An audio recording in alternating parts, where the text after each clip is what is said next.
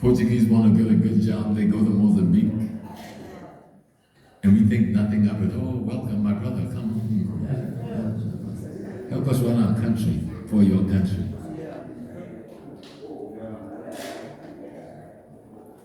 We see a beautiful sister rising out of the movement of SWAPO as the leader of Namibia. But who are the ones around her? Why did it take so long for her, who was a soldier in the bush, to get an opportunity to give us leadership? And many of those that's in Yomo who were never soldiering anywhere decide that they were going to run a government where they're going to leave all of the colonial enterprise and corporate structure in place because the other revolutionaries were moving too fast. So if we let the white man rule us just a little longer, maybe we'll finally be free. We made such a decision as a collective after fighting wars and losing thousands of our people. And I think the problem is because we don't know what it is we must reconstruct, and we haven't been willing to accept what we must deconstruct. They call me Professor Small. That Small is some Irish man's name who imprisoned my great parents in America. So some said, why do you still use it? Because my great parents in America fought every day they were there. 286 now, 300 plus years we've waged war against this cracker in America. People don't understand what war looks like, really. We are the third largest African population in a single nation state context after Brazil and Nigeria, and followed by Colombia. And we've been in the Western Hemisphere fighting a war for 500 years, and most of us don't even realize we're fighting a war for the last 500 years against some of the most powerful thieves and murderers and genociders in the history of the planet Earth. But so many of us have done, not at our own behest, what the King was showing us. We have become the thing that we should be fighting. So how do we figure that out and deconstruct it? We're not going to be able to figure out what we have to deconstruct until you figure out what it is you have to reconstruct. You can't reconstruct until you deconstruct, but you can't deconstruct until you figure out what has to be reconstructed. Because you have to know what it is you were before something replaced you. And that's the part we're afraid of. I have a little granddaughter. I'm going to bring her to Ghana for the first time with me this summer. She's 15. She's in trouble, probably already having sex too early, confused. Even in my house, I've been trying to paint black all of my life. We still have this crisis within your own house because your children have to marry strangers who don't come from your house and try to build family with these strangers that don't come from your house. So as a grandfather, I would like to be more in the field fighting, but I've got to fight for the 23 grandchildren that doesn't really come from my house. They come from someone else's house. And so when I see her, she has long hair, but she still put braids on. And I'm trying to talk to her, baby, why do you need the braids? She said, braid your hair. When I was a child, even we learned to braid hair, we pull up the grass. And I grew up on a farm in the country, right? And you shook the sand off the grass, and we all practiced how to corn braid as children. So by the time a kid was 5 or 6, they could corn braid the younger baby's hair in the house. Simple cultural things. What does it mean, a hairstyle to a people? There's a bunch of hairstyles in it, but most of it means nothing other than aesthetics. think I look good, or I think I look handsome. None of them tell me that whether you're single, whether you're married, whether you're pregnant, whether you're a grandmother, whether you're a mother, and those are the things hairstyles told to a stranger that walked into a village. One look and I know, I don't talk to this woman, this is a married woman. I don't talk to this woman because she's too young, she has not gone through rites of passage yet. That's culture, is not dancing and singing. Culture is the educational institution of a people that enforces their understanding of their divinity, which is not religion, but as technical a science as science could be. Spirituality is science. What the white man calls his science is your spirituality without the spirit on it. It is your sacred science without the sacred on it. We gave it to them as the Moors. We came and said, we're going to share with you something and you're not even equipped to share this thing. And they took the thing we shared with them and killed us. And we forgot we gave them the very tools that they killed us with. I'm not going to go too far around, but I'm going to try to just bring it down to the point because we made that mistake with Malcolm in America. Oh, brother Minister Malcolm, and he took 19 bullets and everybody was hiding on the floor, except maybe 2 or 3 men. We did the same thing, Martin Luther King, you're the leader, you're the preacher, and almost everybody around him was an agent of the U.S. government. Set him up to be killed. He wasn't even supposed to be in that hotel. He was in another hotel. Somebody goaded him to go back to that hotel. So, oh, you're abandoning the black community, you're a traitor. You need to go back to that hotel. And the next day, he took the bullet in his face. We need to find what it is to be an African. Because if we don't know what we're going to reconstruct, you cannot deconstruct. And yes, it's about economics, politics, and culture. Those are the names we assign to the tools we have to use to have a social stability, to take care of our group. So we must get control of economic, politics, and culture where we are located, wherever that may be. Here in Birmingham, build Africa. Right here in Birmingham. You must become as African in Birmingham and build with the same tenacity that they will do in Burkina Faso, Ghana, Mali, or anywhere else. If you're not ready to build Africa, you can have all the movements in the world, but you're just going to be entertaining yourself. You have to build Africa, but how do we build that Africa? And it starts with studying the history of your ancestry.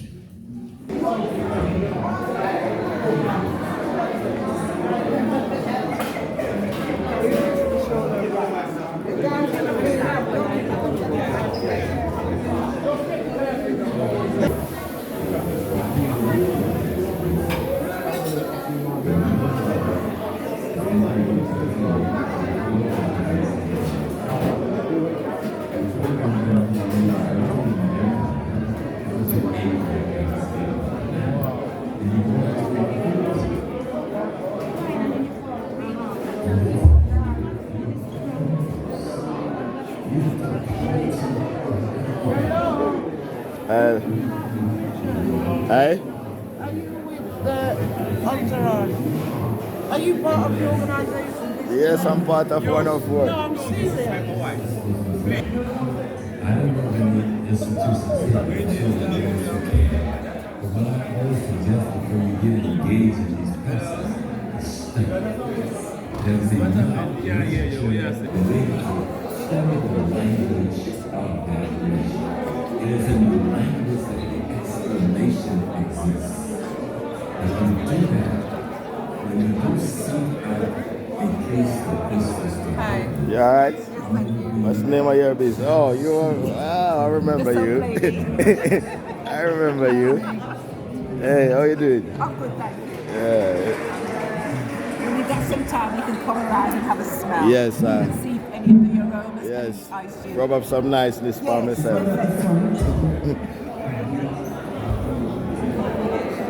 The man with the sorrel. Yes, good afternoon, brothers and sisters. Yes, Professor Slow, I wonder if you might be able to help me. It's okay. Sorry about Books and seals. Thanks, Kwame. Yes, I've been doing some work for the past 8 years looking at the revival of the 42 laws of Manhattan. I'm wondering if you might be able to let us know, is it possible that we can use the 42 laws of Manhattan as a means to re-recognize ourselves?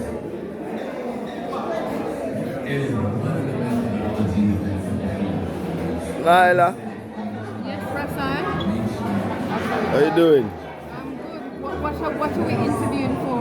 Eh? What are we interviewing for? We're running for president. Running for president. You, Oh, well, I nominate you. you come out in round the place for that one. You're not up for the job? Right, so yeah, you're looking at my book. Yes, I know you got some books. Tell us about your book. We have the Knowing About series, so knowing about Marcus Messiah Garvey and the Yes. UNIA, and knowing about Queens of Africa. Yes. Books written for our young people.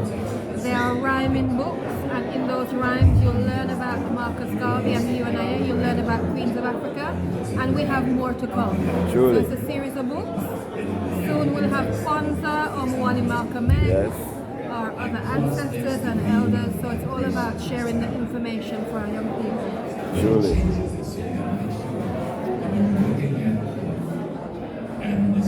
So how And there's nothing new there about this thing.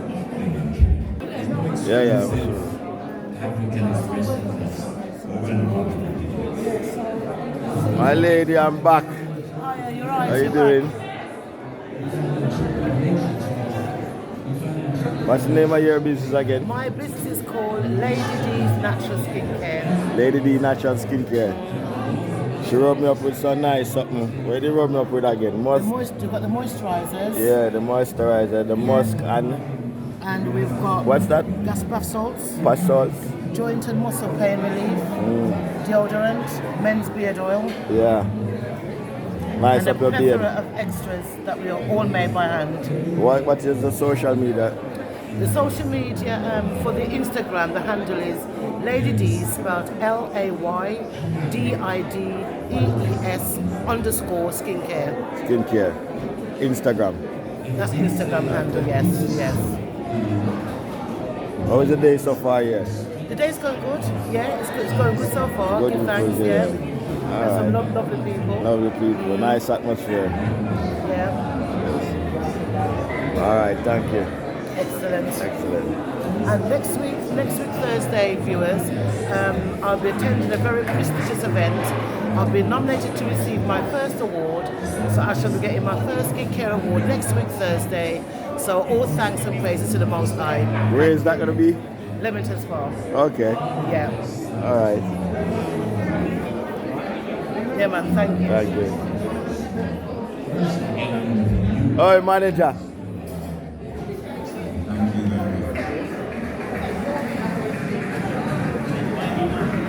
Okay, I know there's lots of people wanting to say they've got to raise their got to get the name.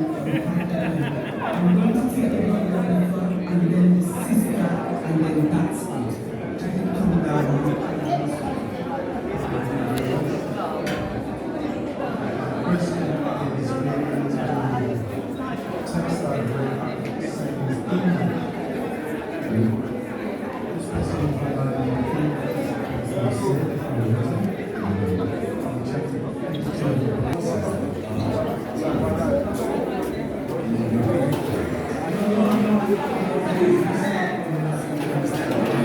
First decided, I'm going to be human.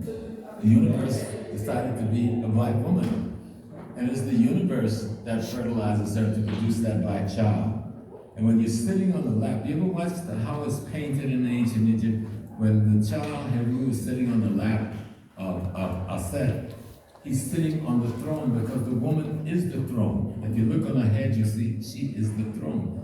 So that the throne is the foundation of all authority on this earth that leads the civilized community is the black family. And so that comes from as far back in history as we can go.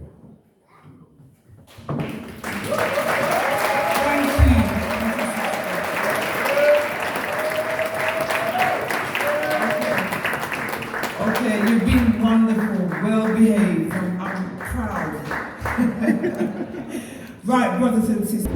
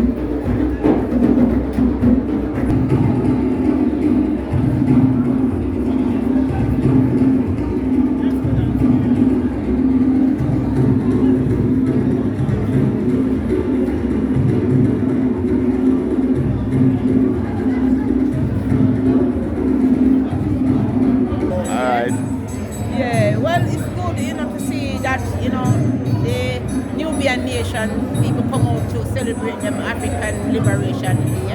And that's what they are represent, that's what they are, because Marcus Garvey talk about economic, and really, this is all part of it, we have a market, so we can support each other, to, build up yourself and establish things. But nice to see the crowd today, people pass through, man, people are come out, the vibes is nice, so that we can be together, because liberation time, so we are work on it, give thanks and praise, and you can hear the drumming upstairs, Yes. man, we have to free up yourself, Free up yourself. nobody now give it, we have to take it, so no flow, alright, That's right. Messiah. Greetings, great to be at African Liberation Day again.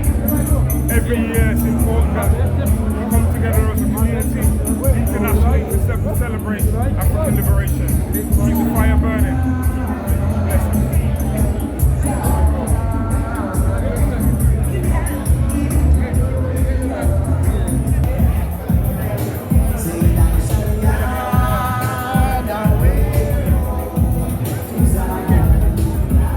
Kote. Yes. Yeah, man.